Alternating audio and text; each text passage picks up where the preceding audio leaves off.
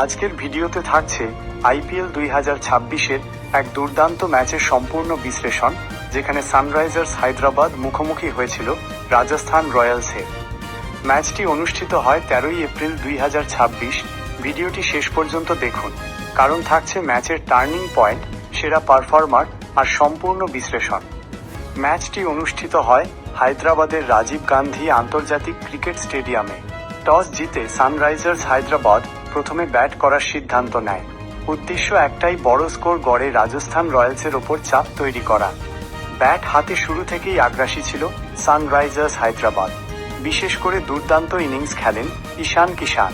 মাত্র 44 বলে 91 রান, 8টি চার, 6টি বিশাল ছক্কা। তার ব্যাটিংয়ে এক মুহূর্তের জন্য নিঃশ্বাস নেওয়ার সুযোগ পায়নি রাজস্থান রয়্যালস বোলাররা। এরপর মিডল অর্ডারে ঝড় তোলেন হাইনরিচ ক্লাসেন। 26 বলে করেন গুরুত্বপূর্ণ 40 রান।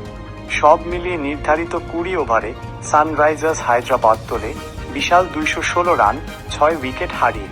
এই স্কোর যে ম্যাচে বড় প্রভাব ফেলবে তা তখনই বোঝা যাচ্ছিল।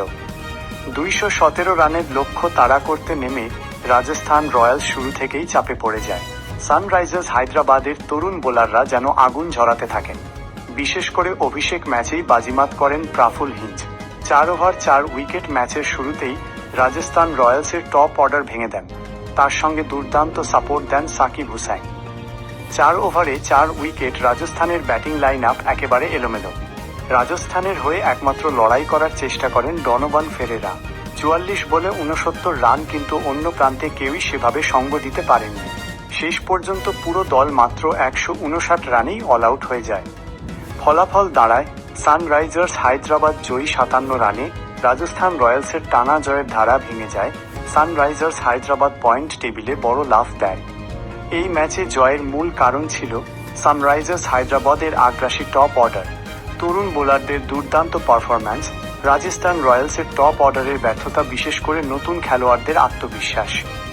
বন্ধুরা, এই ছিল সানরাইজার্স হায়দ্রাবাদ বনাম রাজস্থান রয়্যালস আইপিএল 2026 ম্যাচের সম্পূর্ণ বিশ্লেষণ।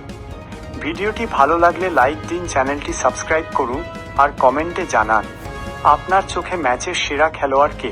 পরবর্তী ভিডিওতে আবার দেখা হবে। ততক্ষণ পর্যন্ত ধন্যবাদ ও ক্রিকেট প্রেমে থাকুন।